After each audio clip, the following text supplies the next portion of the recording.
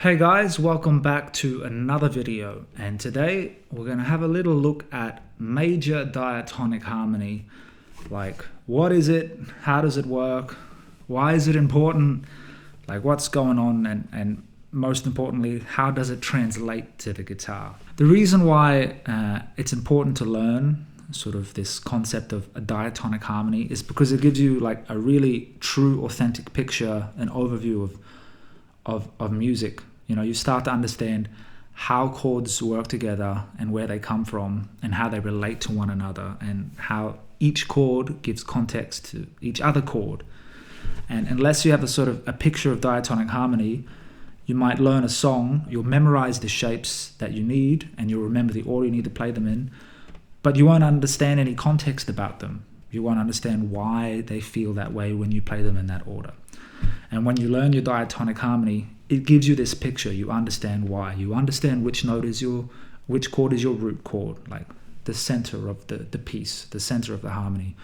You understand when you play this chord why it might build more tension. The other reason why you want to try to learn this stuff is so you have more vocabulary to communicate musical ideas with when you want to sort of jam with others or express ideas to others. And in the jazz world, it's used a lot as well. People will use numbers based off this sort of thinking instead of chord names, because it's often the case you need to change keys.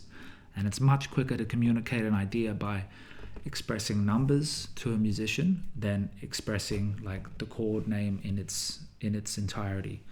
So instead of saying, man, can you please play me like B minor 7, E minor 7, A minor 7, D7, G major 7, and then go to a B7 as sort of like a turnaround chord, and then just do it all over again. Instead of saying that, you can say, hey man, 3, 6, 2, 5, 1, do it in a loop, and we're in the key of G. And if you've memorized sort of these formulas and these patterns of major and minor, it's really not hard to follow along with that. That's another reason why it's really worth putting the time in and memorizing this stuff. Let's dive into this. To understand this, we need to go right back to square one and understand like what is a scale. Like, we're looking at major diatonic harmony, and all of that comes from our major scale. So we first need to understand what a major scale is. And what a major scale is it's like an agreed upon and ordered series of whole and half tones, whole tones and semitones put together in a specific order that creates the sound of the major scale. Now, I can't recommend this enough. Learn this stuff off by heart so you don't have to think about it. It really helps. The order of the whole and half tones of a major scale is this: whole tone, half tone, whole tone, whole tone, half tone. Now, in this lesson, everything we're going to look at is going to be in the key of G. We're going to look at the G major scale and G harmonized scale, so G. So to translate this formula, if you will, of whole tone and half tones to get a major scale on the guitar, it's going to look like this. I'm going to move horizontally up and down the neck because I think that's easier to get a visual understanding of what's happening. So we start with G and we move up one whole tone. Then we have to do another whole tone. Now we move up a half tone, whole tone, whole tone, whole tone, half tone. And now we've just played our major scale. So now, to take this one step further, let's give numbers to each one of these notes in our sequenced series of whole and half tones. And these numbers are going to be scale degrees. So we start with our 1, our root note, G, 2, 3, 4, 5, 6, 7, and then our 1 or our 8. 1 and 8 is what we call an octave. It's the same note but an octave higher or lower. I hope that's understandable for you. So now we sort of know how a major scale is constructed, and we understand sort of the basics of what scale degrees are. The next step is to play each note but play it as a chord. And this will form the sort of basics of our major diatonic harmony. In order to do that, we need to know, like when we play, for example, a G chord, we need to know, is it going to be a major chord? Is it going to be a minor chord? Why would it be a major or minor chord? And like, how does that work? Now, just like there is an order to the whole and half tones to create a scale, there is an order of harmonic value when going through the scale as chords. And the order is this: major, minor, minor, major, dominant, minor, half diminished, and then back to major. Now, why is this order the way that it is? Like, why is it not minor, minor, minor, major, dominant, etc.? And that's a great question. And the answer to that is because of how chords are constructed. Now, normally, not in every case, but generally, and especially in diatonic harmony, chords are constructed by stacking thirds on top of each other. If you follow this principle of stacking thirds, this is how we get to decide like which chord is major or minor, or in some cases dominant or half diminished. Meaning, if we begin in our scale of G at the root note, and we want to play a chord, and we want to find which notes we require to play that chord, we need to find the note that is a third above G, which is going to be a B. 1, 2, 3. And we can put that here. And now for the next chord, we need to find the note that is a third above B. 1, 2, 3. It's a D, and we can place that on the open string here. And so now we have a G, a B, and a D, and that makes a major triad. If we kept going up the scale, we'd get to the 7th degree, which would be an F sharp. So we start at G, then we go up 3, 1, 2, 3 to B, then we go up 3 to D, 1, 2, 3, then we go up 3 more to F sharp, 1, 2, 3, and then we have this G major sound. Now, because we're playing the guitar and not a piano, the sort of order of how those notes are going to be played look a little different. On a piano, it's very direct and straightforward, and you put the notes on top of each other. Because of how a guitar is built, a major 7 chord is going to look like this. And you play the root, the 7th, the 3rd, and the 5th. But theoretically, everything stays the same. And this is how you construct chords. Now that we understand how chords are built, we know which chord should have which harmonic function, meaning like minor or major. I will demonstrate that for you now. G major, A minor, B minor, C major, D major,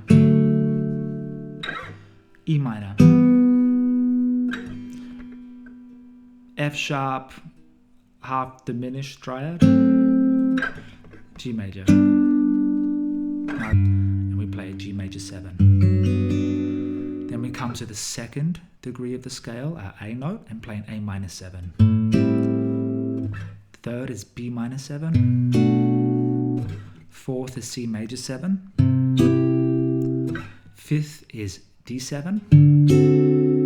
6th is E minor 7.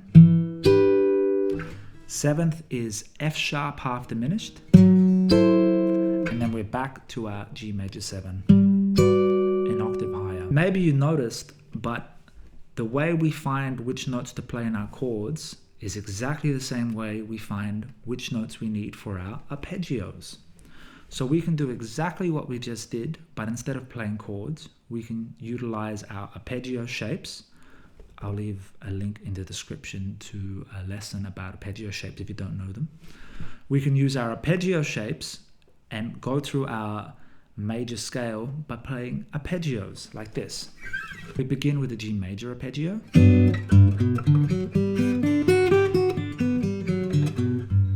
Now an A minor 7 arpeggio.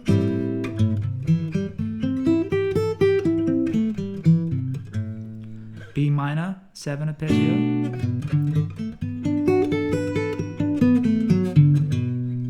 C major 7 arpeggio.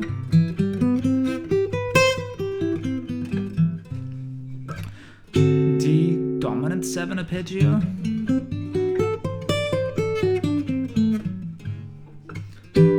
E minor 7 arpeggio,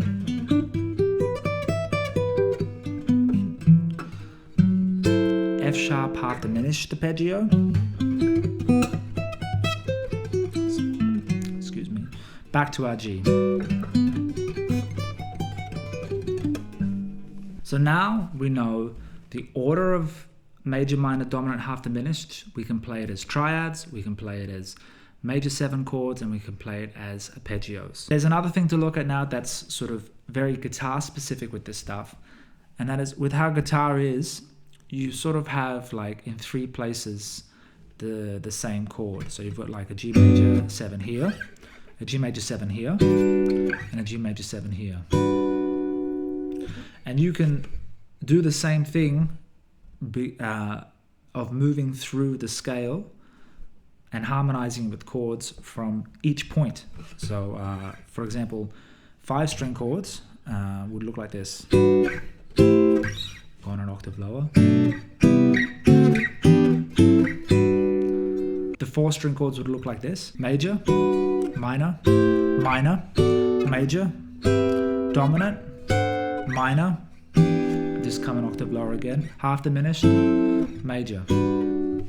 So it's really cool to learn this as well, because it enables you to have a wider palette to choose from when playing. So if you're playing in a big ensemble where there's like lots of different voices happening, maybe it's much nicer to be playing the chords in a higher register than a lower one. Or if you're accompanying yourself as a singer-songwriter or playing for a singer, maybe it's nicer to use the full guitar and use 6-string chords. And there's one other point with that. It's really cool if you can learn the relationship between these positions of 6-string chords, 5-string chords, and 4-string chords, because it just opens up the entire fretboard. I know when I play my 1 chord here, that underneath it I have the 4 chord. I know that next to it here I have the 2 chord. I know just behind it I have the 7 chord. I know this is the 3rd. I know this is the 6th. The note names aren't, it's great to know them and you should learn them when you're ready, but it's not like you need to know the note names first. What's really cool, like the magic of all this, is to sort of know where you are, like, that's the 1 and it's usually a major, that's the 5 and it's usually a dominant, and that's the 6 and it's usually a minor. And I know like where they are in relation to each other, and I know how to play them in these 3 different ways. And this really will give you, I think, if you can really understand this and get this in, this will help you to navigate through nearly anything musically. When you go outside of Western music, things get a little bit more crazy because they don't use the same harmonic system that we do with Western music. But for Western music, if you learn this, you can really start to sort of navigate anything. So like if you have a song that you really like, write out the chords and learn like, what is the chord progression? It's like a 4-5-1. That's why I like it. I like this sound. And then you can take that and use that for your own writing and your own compositions. Something else you might encounter, and I'm just going to touch on it briefly, is sort of reharmonization stuff. Now, I don't want to get too far into it, but you might encounter things when you're trying to work out songs where like they'll take the 3rd function of the scale, in this case B minor, and they'll make it a dominant 7 chord, and then they might move it to an E minor chord, so you'll get this sort of, diatonically speaking, it should be a B minor to E7, which would sound like this. And this has a different sort of tension and release. You'll find all these little things, and these are like songwriting gold, and these are just different harmonic devices, different ways to create a bit more tension, or release a bit more tension within a chord progression. So this sort of understanding major diatonic harmony, it's just sort of the roadmap. There's no set rules. When you see someone playing a dominant 7 chord on the 2, it's not illegal or it's not allowed. It's just you understand, the 2 should normally be a minor 7, and now it's a dominant 7. I wonder why that is. And usually the trick is to see what the next chord is. Like, Where is the song going? That's the lesson. I really hope I've managed to do a good job of explaining this, because it's a great tool. Leave me a comment if there's something you don't understand, and I'll do my best to write it out, or if I've really done a bad job, maybe make a new video. You can never get everything right in these videos, meaning explain everything in like 100% way, because each sort of individual element like of this topic is another huge topic in itself. And you don't want to go in too deep in one thing to sort of lose the interest of everyone, but also you don't want to go too shallow and not cover enough information. So it's always a tricky balance, and I'd love any feedback you have for me. Thank you so much for watching. I really hope this is good. Subscribe, like, or follow, depending on what social media platform you're watching from, and go practice. See you guys next time. Thank you.